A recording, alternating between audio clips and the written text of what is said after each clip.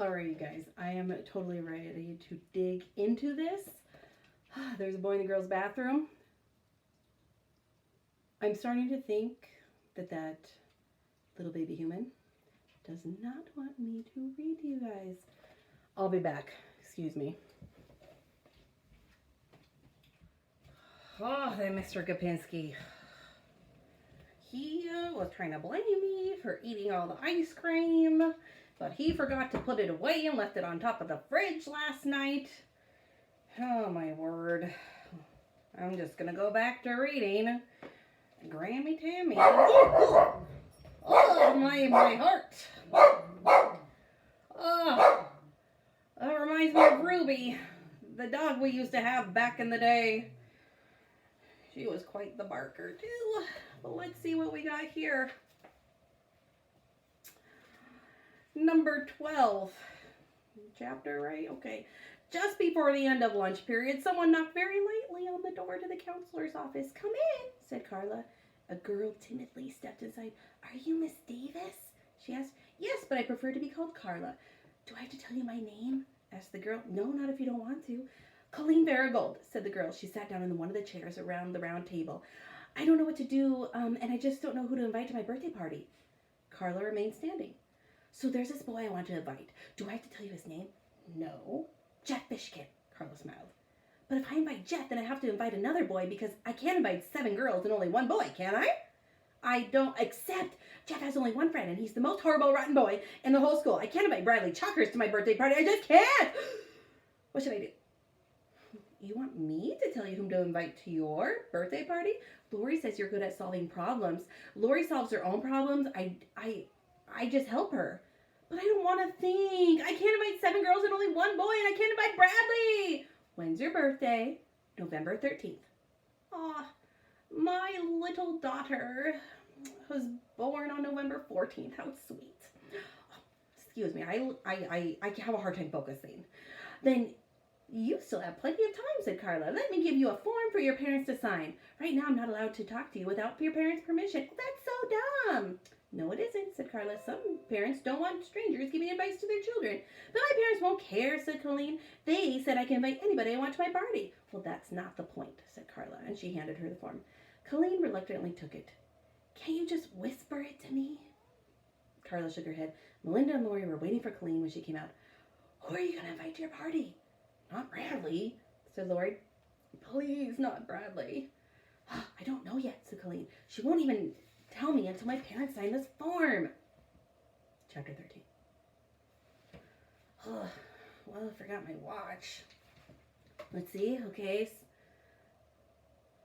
Okay, they invented this cool thing where, like, I can just think it and it tells me the time, so we're still doing good. Chapter 13. Bradley dragged his feet as he walked to Carla's office. That dog again. Wow. She was waiting in the hall for him. "It's a pleasure to see you today. I appreciate your coming to see me."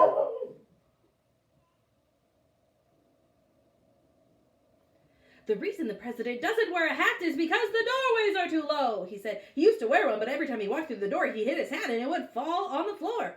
"Ah, that makes sense," said Carla. "Thank you for sharing that with me, but I thought you weren't allowed to tell me such top secret information." "Oh, the president says he trusts you," said Bradley. "Thank you, Bradley. I'm glad you trust me." He looked at her as though he thought she were deaf. He hadn't said he trusted her. He said the president trusted her, but he decided to let it go. She was wearing a yellow shirt with the large green triangular buttons all the way down the front. On one side of the buttons was a big white exclamation point. On the other side, there was a big white question mark. "Jeff trusts you too," he said. "I understand you two have become friends," said Carla. "We're best friends." "That's wonderful," said Carla. "Today after school, we're going to do our homework together at his house. I'm going to help him with the stuff he doesn't understand." "Well, that's very nice of you," said Carla. "I'm sure Jeff appreciates having you as a friend." "I'm his only friend," said Bradley. "Well, but even if he had other friends..." "He won't have any other friends," Bradley interrupted. "You don't know that." "Yes, I do. I'm his only friend." "But suppose he makes new friends." "I don't want him to." "But if he made new friends, then his new friends could become your friends too." "He won't." "Just because you and he are friends, that doesn't mean he can't have other friends too," said Carla. That's very true, right? I mean, I remember back in the day when I was a young, human, I had friends, and those friends became my friends, and sometimes it was like, Like, should I be friends with that person because that friend isn't friends with that person? But then I realized now in my old age, doesn't matter. No, it didn't. It's just about being kind to one another. So, let's go back. Just because you and he are friends, that doesn't mean he can't have other friends too, said Carla. Yes, it does. Why? Because, he said proudly, so long as Jeff is friends with me, nobody else will like him. Chapter 14. Okay, let's see what time it is. Still doing good. Homework. After school, Bradley Chalkers was going to go to Jeff Fishkin's house, and they were going to do their homework together. Bradley couldn't believe it. Homework! It was all he thought about as he sat at his desk, last seat, last row, and waited for school to end. Maybe it won't be too horrible, he reasoned. After all, Jeff always does his homework. He must like it. The more he thought about it, the more he liked the idea. Homework. Work you do at home. Except he wouldn't do it at his home. He would do it at Jeff's home, and that was even better. It would be his first time over at Jeff's house. And after he did his homework, Mrs. Ebel might give him a gold star. Instead of scribbling, he drew little stars, one after another, until the bell rang. But first, they had to beat up those girls. Come on, let's go, he said, hopping out of his seat. Just a second, Jeff said. He got a book from his desk. Do I need one of those too? Bradley asked. He hadn't realized that in order to do his homework, he would need to bring home his book. That's okay, we can share mine. They walked outside. There was a light drizzle. They're in Mrs. Sharp's class, said Bradley. We can wait here until they come out. They sneak up behind them. Who? Those girls. We have to beat them up so they won't say hello to you. Oh, we should probably get started on our homework right away, said Jeff. It won't take long, Bradley assured him. You just have to hit them once. They cry and they run away. But it's raining. Good.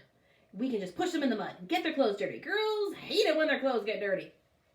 They stood about 10 yards away from Mrs. Sharp's door and waited. Several kids came out, but they didn't see Colleen, Lori, or Melinda. Oh, excuse me, my bifocals. Okay, maybe they're trifocals. I don't know. Maybe they'll have quadfocals. I don't really know what they are. Maybe they've already gone home, Jeff said hopefully. Why would Jeff say hopefully about them going home? I'm getting a feeling he doesn't want to beat them up. Good guy. No, girls always take a long time to leave class. Is that true? Bradley explained. First, they have to put their papers neatly in their notebooks. Then they have to mark their places in their books and put all their pencils in their pencil holders. Then they put everything away neatly in their desks. He said it as though it was the most disgusting thing anyone could do. Shh, here they come.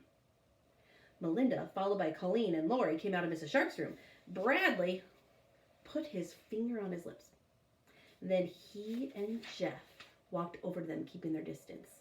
I'm kind of nervous. I don't remember when I read this, 60 years ago. Do they beat them up? That seems like a really not a good book to read to kids. Oh, I hope not. They followed the girls around the side of the building and along the sidewalk away from the school. Let's just go home, said Jeff. The homework might take a long time. Girls kick, warned Bradley. They don't know how to punch, so they try to kick you.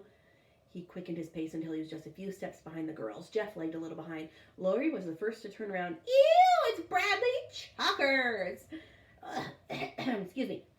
Lori Loudmouth, snapped Bradley. The ugliest girl in school.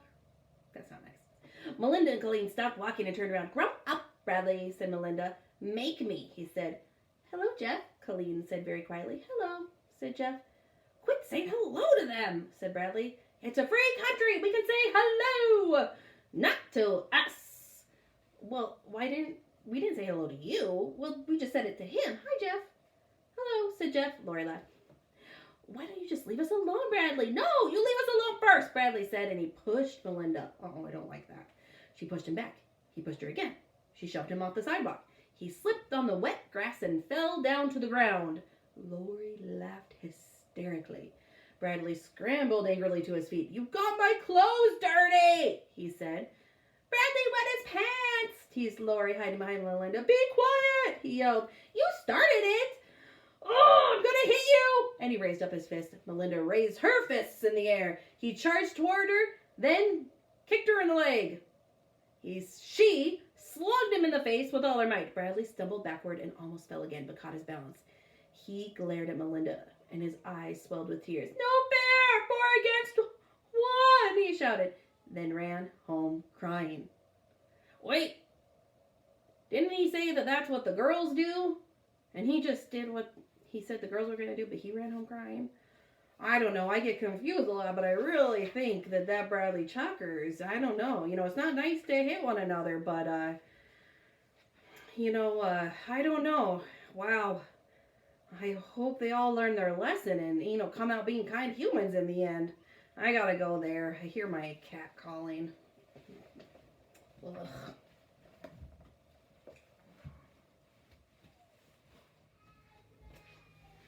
All right, friends. Looks like once again we're not going to be able to read with you. I'm so sorry. But let me tell you, when you're a baby, you can mix gold and silver and get away with that. Right, Eleanor? Anything else you want to tell our friends? Oh, spitting up. That's real life. Bye, you guys.